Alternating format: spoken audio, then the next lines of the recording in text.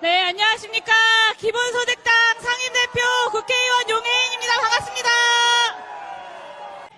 대통령 하나 잘못 뽑아서 윤석열 정권 1년입니다. 문재인 정부의 검찰총장이 보수정당의 권세에 올라타서 대통령이 되고 지난 1년, 얼마나 많은 원칙들이 무너지고 있습니까? 국민의 삶이 무너지다 못해서 시민의 희생으로 지켜온 대한민국 공공선의 가치, 민주주의, 민생경제, 자유와 인권, 평화, 평등, 이 모든 것들이 대한민국 곳곳에서 무너지고 있습니다. 정치는 사라지고 경제는 망가지고 안보는 위험해져 갑니다. 국민은 대통령을 뽑았는데 대통령은 아직도 검찰총장 노릇만 하고 있습니다. 협치를 하겠다더니 야당 대표를 단 한 번을 만나질 않습니다. 국가를 책임질 공직자를 임명하랬더니 자기 옆 권력이 스며든 곳곳에 아는 사람들, 친한 사람들, 그리고 검사 후배들만 줄지어 데려오고 있습니다.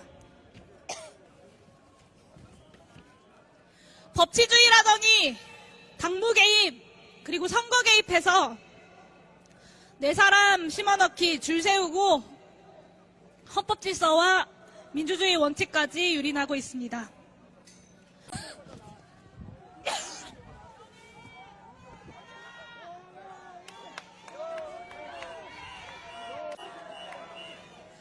네, 검찰에 이어서 경찰과 감사원 다 손에 쥐었다고 입법부든 사법부든 다 무시하고 바이든 날리면은 자기가 해놓고 언론 때리고 정당화 파업했다고 노동조합 때리고 대통령 비판한다고 시민사회 때리고 뜻대로 하란다고 공무원 협박하고 그 다음은 도대체 누구입니까? 대체 어디까지 갈지 가늠할 수가 없습니다. 네, 경제는 어떻습니까?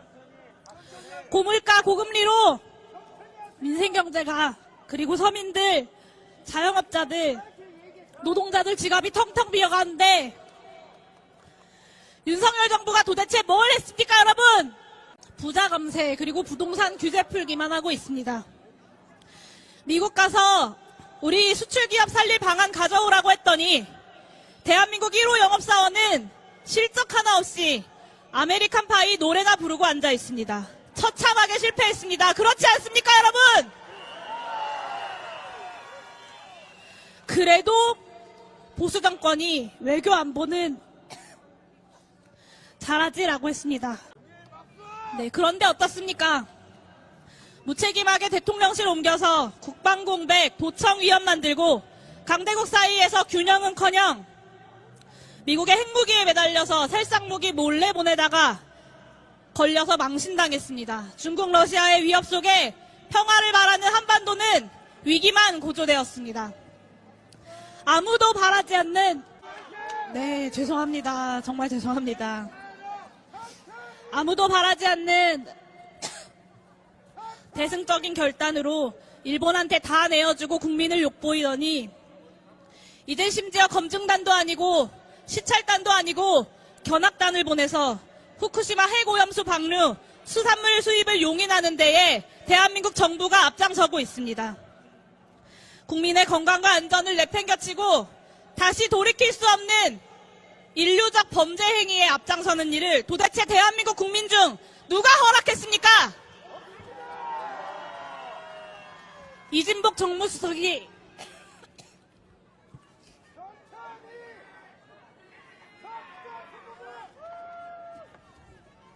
아무 말도 하지 않으면 아무 일도 일어나지 않을 것이다. 저는 그 말을 되돌려주고 싶습니다.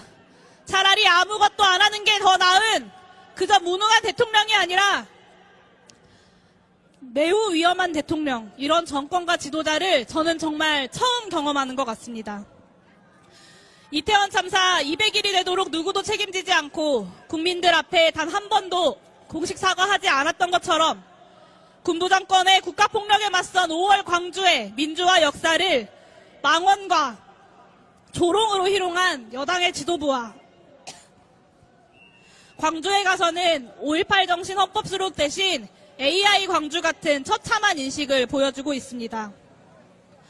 후보 시절 칠원절구 지키지도 않을 말로 정치를 희화화하더니 대통령이 되어서도 자유민주주의 이 6글자 이상을 말하지 못하면서 그 뜻도 제대로 알지 못하는 그야말로 철학이 없는 대통령을 보면 참담함을 넘어 이제는 실소가 나올 지경입니다. 지지율이 1%가 되더라도 할 일을 하겠다는 윤석열 대통령. 네, 국민이 아닌 대통령만 추종하면서 국정운영 대신에 권력만 탐하는 국민의힘. 이젠 정말 심판해야 하지 않겠습니까, 여러분?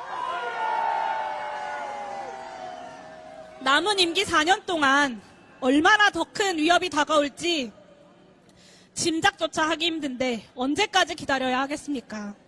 네, 광장이야말로 대한민국 민주주의 정치의 역사적 정통이었습니다. 맞지 않습니까, 여러분? 4.19가 그랬고 5.18이 그랬고 6월 민주항쟁이 그랬고 촛불이 그랬습니다. 권력이 마지노선을 허무는 태행으로 폭주할 때 그것을 막아섰던 것은 광장의 힘, 그리고 촛불의 힘, 그리고 우리 국민들의 힘이었습니다. 오늘 여기 우리가 모인 이유처럼 더 단단하게 단결하고 더 넓게 연대해서 이 거대한 윤석열 정부의 태행을 반드시 막아내야 하지 않겠습니까, 여러분? 네, 존경하고 사랑하는 촛불 시민 여러분, 저보다 더 현명하게 알고 계시는 것처럼 윤석열 정권의 태행을 막아내기 위해선 지금은 야권이 분열할 때가 아니라 하나로 힘을 모아야 할 때입니다. 여기 계신 분들께서도 맘속 깊숙이 고민하고 계시는 것처럼 우리는 윤석열 정부의 폭주를 막는 것에서 한 발 더 나아가야 합니다.